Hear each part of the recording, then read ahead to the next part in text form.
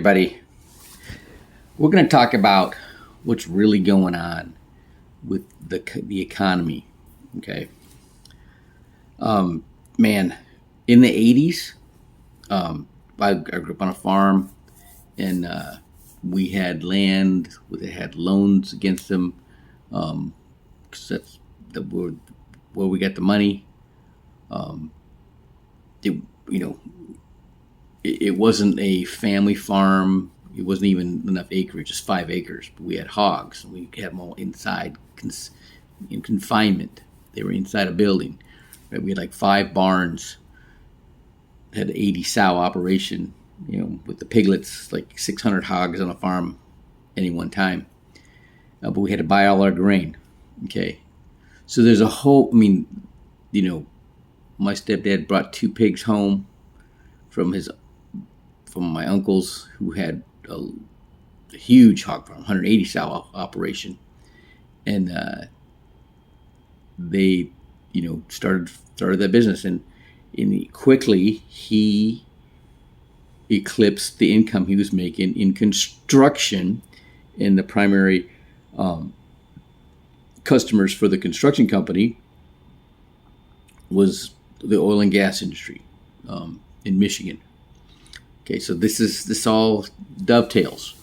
Okay, what you got to understand, the interest rates were crazy, like 20% mortgage interest rates, right? 20%. They were fighting inflation, right? And so they were tightening up the money supply, because if there's less money, then there's less money to buy stuff. So the price of stuff, it's all supply and demand. Stuff has to come down in price. Okay. So now here in Texas, okay, which is, oil is what everybody's in the oil business somewhere in Houston. Okay. The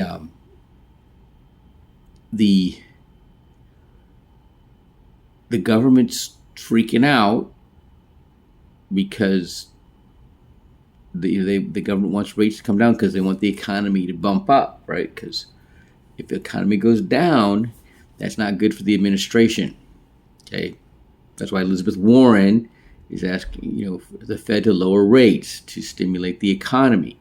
But if the economy gets stimulated anymore, it's going to increase inflation, which is going to hurt everybody, at the grocery store, right? We need to get prices down. It's all supply and demand. So,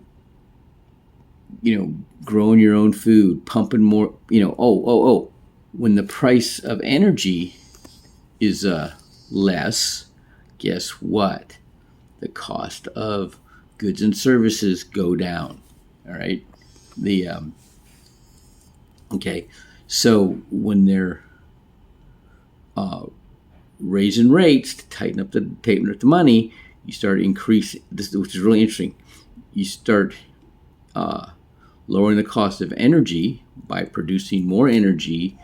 More people are making more money. More people have more money to spend because they're spending less on gas, and they're making more money in the oil and gas industry, and they can afford to buy more stuff. Okay, so people are happier. Okay, so the Republicans are saying, pump baby, drill baby drill, right?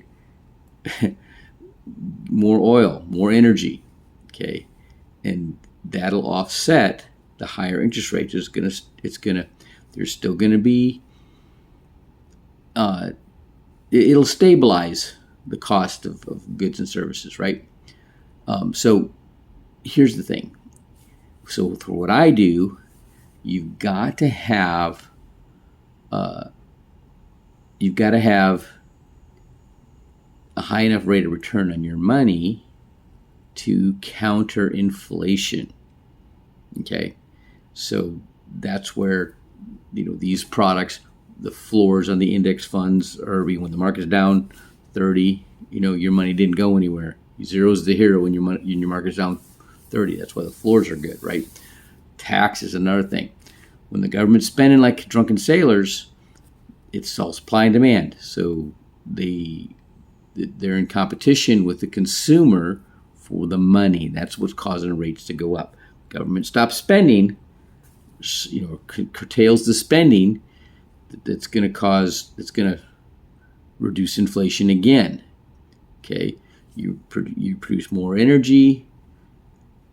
It's going to lower the price of the gas at the pump. More people are going to be working, especially here in Texas, all right, and making more money, right? The government lowers the cost. It doesn't spend as much, right? They don't have to tax as much. They'll make more money anyways because more people will be working. You don't have to pay as much in taxes if more people are working, right? All right. So these are some of the things that you need to consider. The big picture. Politicians should be understanding this, but most of them don't. Definitely the media doesn't understand it at all. But you gotta, opportunity. Where's the opportunity? Okay, they want to reduce the inflation when it comes to housing. All right, and they want to slow down the stock market. They want to slow down They want more money in the economy, right? And so they believe that people have less money in the market. Initially, they believed that if companies' stock was up high enough, they'd hire more people. But what ended up happening is the CEOs took their retirement and their golden parachute and cashed in their stock options, and they're the only ones that made any money, right? The CEOs, okay.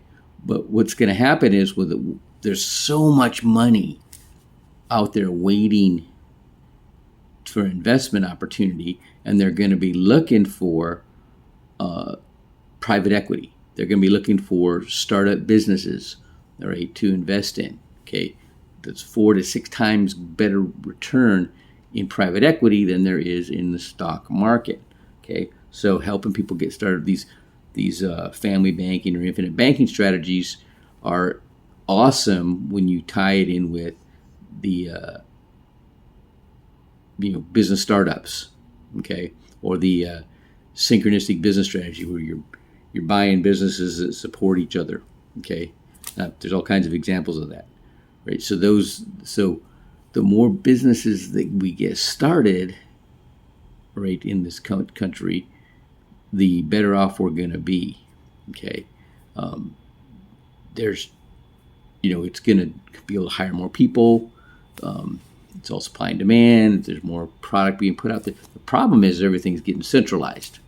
Okay, including the money. That's the problem. And then the government, by printing more money, creates inflation, which steals your savings and your retirement through the back door. Okay, so these are all things we're going to talk about, on My Business is Your Business podcast, continuing, not just this Friday. This Friday, we're going to talk about, this a little bit because we're going to be talking about the CEO position, right? And having the knowledge. Oh, yeah. Huge what's going on in the real estate agents are leaving the industry, all right?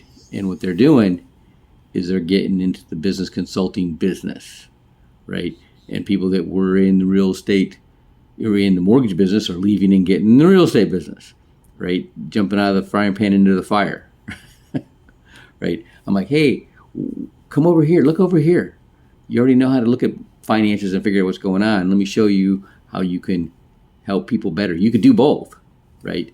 And help people get to the point where they can buy property, all right, and increase their savings, all right. So these are all things we're going to be talking about on the My Business is Your Business podcast, and I want to promote the Chairman Project Built to Exit podcast, was soon to be named, with Jason Cisneros on Saturdays, right?